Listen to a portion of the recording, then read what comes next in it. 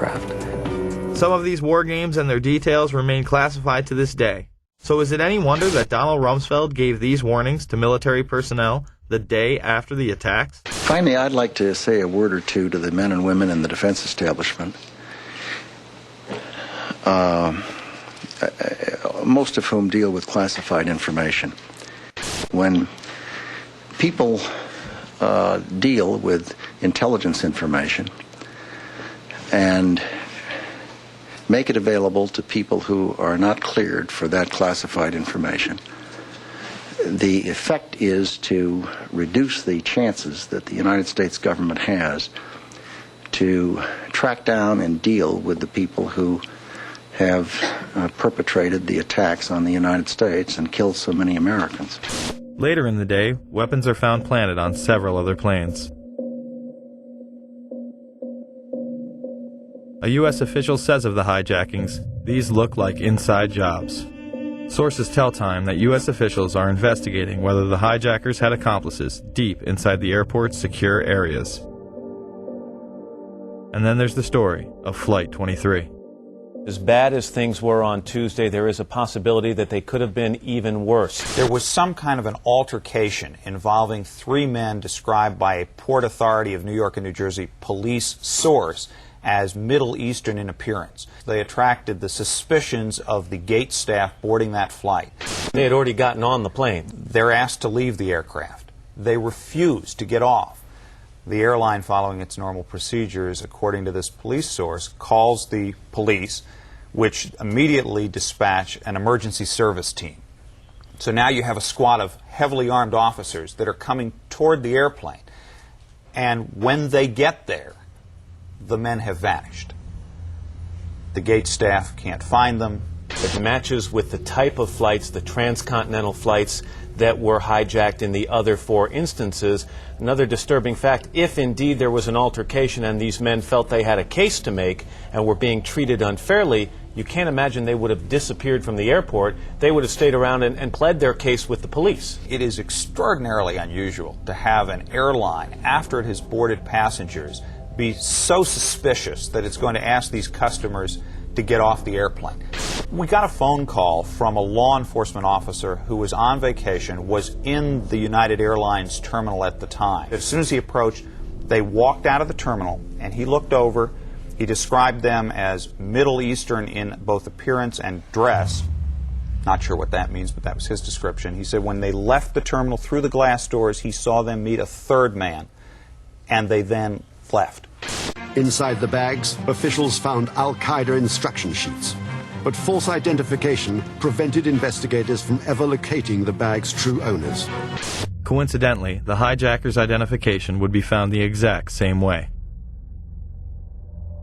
There have also been reports of luggage that did not make the plane connection that appears to be tied to one of the alleged perpetrators, and this is being reported by the Boston Globe, and contained within the luggage were supposed to be Arabic language flight training manuals as well as videotapes pertaining to operating an aircraft. Then we have that mysterious suitcase with all of the hijackers' names and all of this incriminating evidence that is supposedly taken by one of the hijackers to the airport. Why, if they are planning on a suicide attack, would they even bother to pack a suitcase? Or if they're just packing a suitcase to look like they're checking luggage, just throw clothes in there.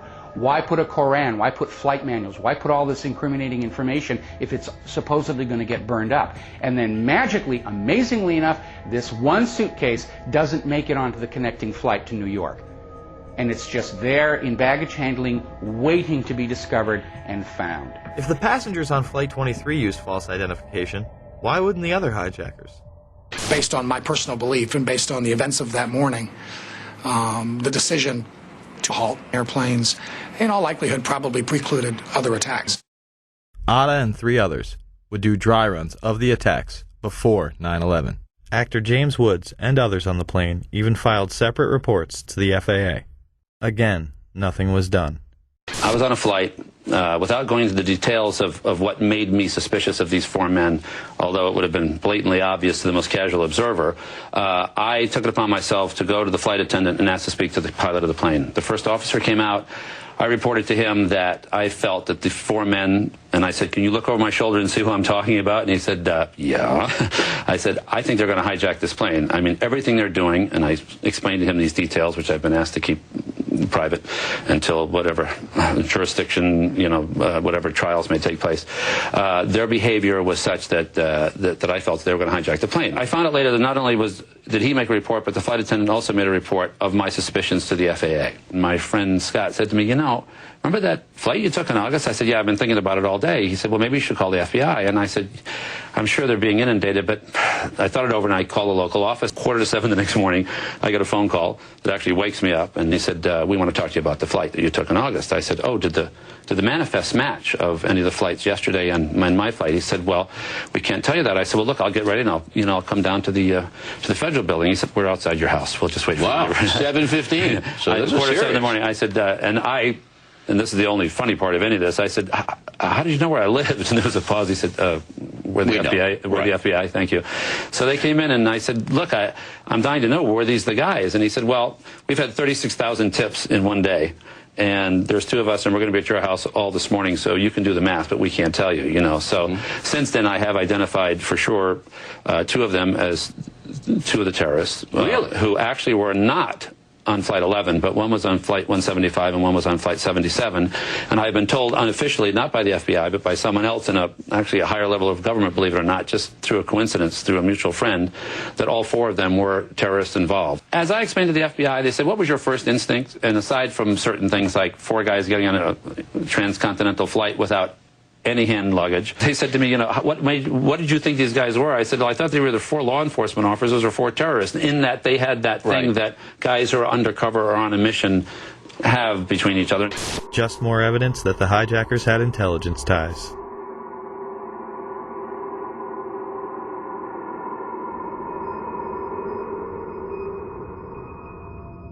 There were almost certainly other targets. Maryland's governor, on the morning of 9/11, stated that his police department had received threats prior to the attacks, not only against the targets that had been hit, but others. That came in today? Pardon? You mentioned threats on Maryland facilities. Are these threats that came in today? Yes. The head of our state police, Dave Mitchell, received a list of 11 sites across the country that were targets. Supposedly this list had been distributed prior to the explosions. Several of those sites were ones that were under attack. Another target on that morning was Air Force One. Although it is never discussed, the perpetrators of the attack somehow got top-secret codes that morning. Brian, what is the credible evidence that Air Force One could have been a target? These planes were some distance from Air Force One, after all. The excuse was that, quote, we do not discuss, we do not discuss intelligence information. Air Force One has been said to be a target in the past during President Clinton's trip to Bosnia during his first term, where they stopped in Aviano and switched out into 3 transport planes. Similarly, they were escorted by fighter jets, as they have in the past, while it is not routine.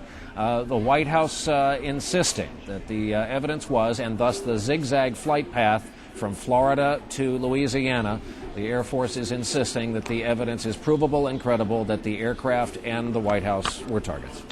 Ari Fleischer, the White House press secretary, would be pressed on this issue. If you have a threat to Air Force One, it seems as though you're raising an additional threat that perhaps we don't know about.